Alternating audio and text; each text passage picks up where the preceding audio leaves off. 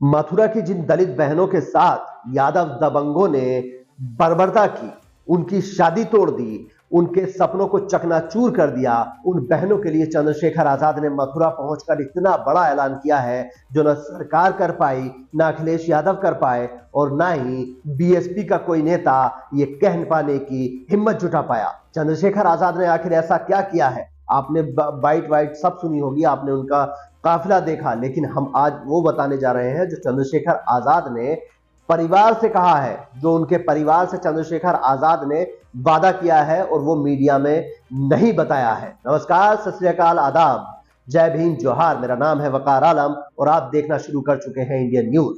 चंद्रशेखर आजाद जब मथुरा के में एंट्री मारे तो देखा कि उनका काफिला करीब करीब 15 किलोमीटर लंबा था।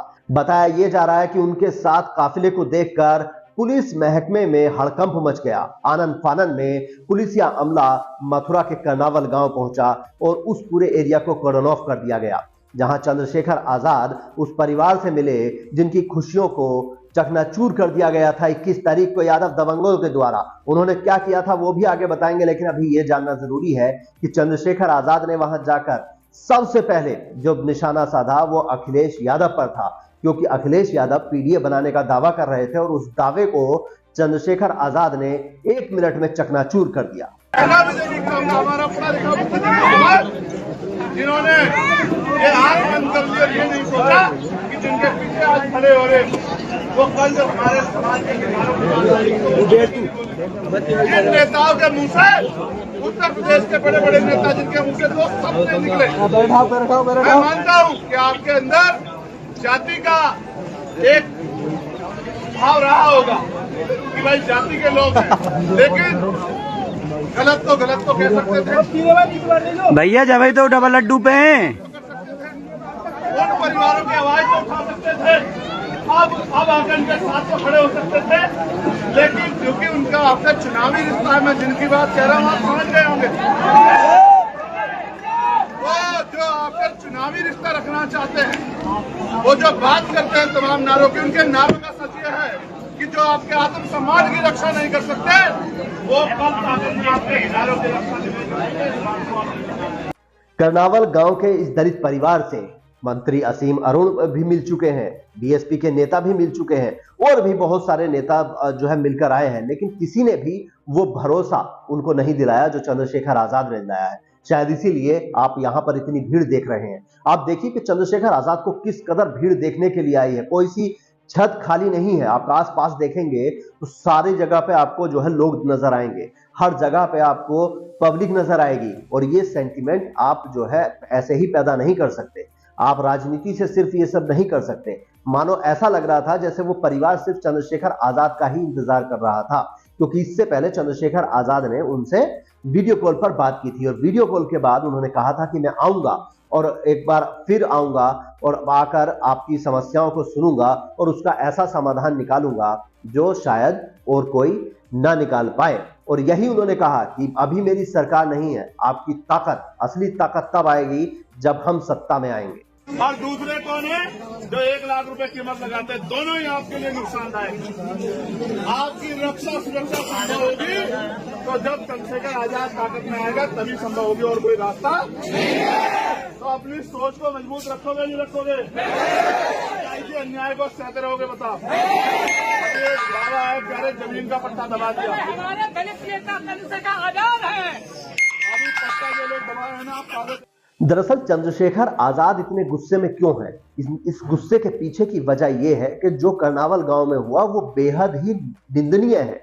सिर्फ निंदनीय ही नहीं, ये वो कृत्य है जो किसी भी परिवार के लिए एक बहुत ही भावुक पल ला देने वाला होता है। क्योंकि आप सोचिए कि किसी की 2 बेटियों की शादी है, वो 2 बेटियों की शादी टूट जाती है कि झटके में। कैसे? आप समझिए कि वो लड़कियां जो है गई थी मेकअप करवाने के लिए। आजकल लोग लड़कियां पार्लर जाती हैं तो पार्लर से वो मेकअप करवाने के वापस लौट रही थी। उनकी गाड़ी के पीछे यादवों की बाइक चल रही थी और खबर यह है कि दोनों में थोड़ी सी टच हो गई। अब सोचिए कि गाड़ी से बाइक थोड़ा बहुत उनकी टच हो गई, इससे जो है उनका जो अहम था उसको धक्का लगा और उन्होंने जो है वहां मारपीट शुरू कर दी। लड़कियों के साथ लड़की के फूफा और लड़की की बुआ जी, ये 2 लोग थे। तो उन्होंने पहले फूफा को पीटा, फिर जो है उनकी बुआ के साथ भी बदतमीजी की, उन लड़कियों के कपड़े फाड़ दिए। सोचिए, वो लड़कियां शादी के जोड़े में थी। अगर कोई इंसान होता तो चले ठीक है, अगर कुछ उनकी गलती भी थी तब भी ये सोचता कि कोई बात नहीं, वो शादी में जा रही है, जाने दीजिए। बाकी से जो कुछ भी उनके फूफा से अगर कोई बात हो गई थी तो लड़कियों से कुछ ना कहता, लेकिन उन लड़कियों को कपड़े फाड़ दिए, उनकी लड़कियों के कीचड़ में सारे कपड़े जो है बिगाड़ दिए। और उसके बाद भी सोचिए, इतने पर भी उन्होंने वहां मारपीट भी की, सब कुछ किया, इतने पर भी जो है उनका दिल नहीं भरा। लड़कियां अपने घर पहुंचती हैं और जब घर पहुंची तो सब लोग हक्का बक्का रह गए कि यार ये तो तैयार होने गई थी और उनके कपड़े जो है कीचड़ में सने हुए थे, फटे हुए थे। लहंगा उन्होंने रेड कलर का पहन रखा था वो। अब यहां से क्या होता है कि वो लोग फिर से वापस आते हैं। वो लोग फिर से, वो पहले 2 लोग बाइक पे थे, उसके बाद वो 10 से 15 लोगों को साथ में लेके आते हैं, 15-20 लोग आते हैं और आके जो है वहां पर भी उनके घर पर हमला कर देते हैं, हंगामा करते हैं, बारातियों को पीटते हैं, घरातियों को पीटते हैं, उन सब के साथ जो है मारपिटाई करते हैं। ट्रैक्टर लेके वो आते हैं और गाड़ियों पर ट्रैक्टर चला देते हैं। इससे क्या होता है कि वो लोग दूल्हे का जो एक पिता थे, दूल्हे के पिता बीच में आते हैं, वो उसको भी पीटते हैं।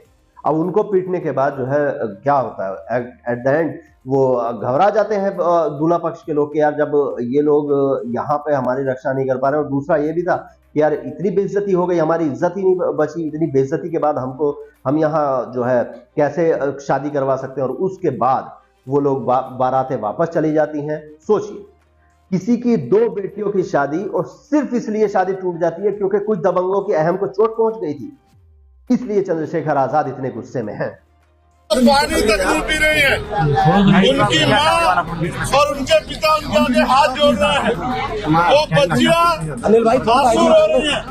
वो आंसू तो देखने में पानी के हैं, लेकिन उन आंखों से खून बह रहा है। जब वो अपनी शादी की तारीख रखेंगे तो हमें उस शादी में शामिल होना है, सहयोग भी करना है। अब समझिए कि चंद्रशेखर आजाद ने कैसे बाकी सब नेताओं से अलग काम किया है और बड़ा काम किया है। वो इसलिए कि सरकार ने कहा कि भाई हम जो है कार्रवाई करेंगे। ठीक है, आपका काम है, सरकार का काम है, पुलिस का काम है, किसी के भी साथ अगर गलत हो तो उनके खिलाफ कार्रवाई करना, आरोपियों के खिलाफ। उन्होंने कार्रवाई की, पुलिस ने 15 लोगों को गिरफ्तार भी कर लिया है। लेकिन यहां किसी ने भी ये ध्यान नहीं दिया, बीएसपी के लोग भी मिलने आए, लेकिन वो भी कह गए हाँ जी हम आपके साथ हैं। और भी कई लोग मिलने आए, उन्होंने कहा हम आपके साथ हैं, लेकिन किसी ने यह ध्यान नहीं दिया कि उस पिता की 2 जवान बेटियों की शादी टूट चुकी है, वो घर पे हैं, उनका क्या समाधान निकलना है, सबसे पहले वो होना है। तो चंद्रशेखर आजाद ने ये इसी बात को सबसे पहले रखते हुए उन्होंने कहा कि मैं राजस्थान के उस परिवार से बात करूंगा जिनकी शादी तुम्हारे यहाँ होनी थी और उनको मनाऊंगा, और मैं उनसे हाथ जोड़ने भी पड़े तो हाथ भी जोड़ूंगा कि आप जाइए शादी कीजिए। आपकी शादी मैं उन्हीं लड़कों से कराऊंगा जिनसे हो रही थी, उनकी कोई गलती नहीं है, वो बस डर की वजह से यहां से छोड़ करके चले गए हैं। तो सोचिए, ये होता है एक नेता का काम, एक ऐसे नेता का जो आपको अपना भी मानता हो।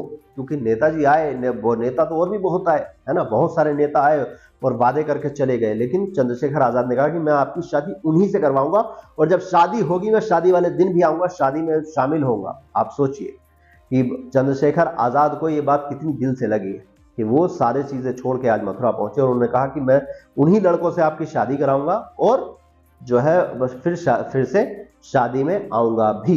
आपको चंद्रशेखर आजाद का ये फैसला कैसा लगा कमेंट में जरूर बताएं, और चैनल को अगर आपने सब्सक्राइब नहीं किया तो सब्सक्राइब जरूर करें, वीडियो को लाइक करें और इतना शेयर करें कि ये सारे नेताओं तक ये जो है वीडियो पहुंचे और उनको समझ आए कि समाज के साथ किस तरीके से चलना होता है। खासकर अखिलेश यादव जैसे नेता जो पीडीए बना रहे हैं, लेकिन पीडीए के बनाने के साथ साथ आपको मजलूमों पर जुल्म होते हुए नहीं देख सकते। और अगर आप ऐसा करते हैं तो फिर आप सिर्फ वोट के लिए पीडीए बनाना चाहते हैं, गरीबों मजलूमों को की आप शायद आवाज बनना नहीं चाहते। नमस्कार।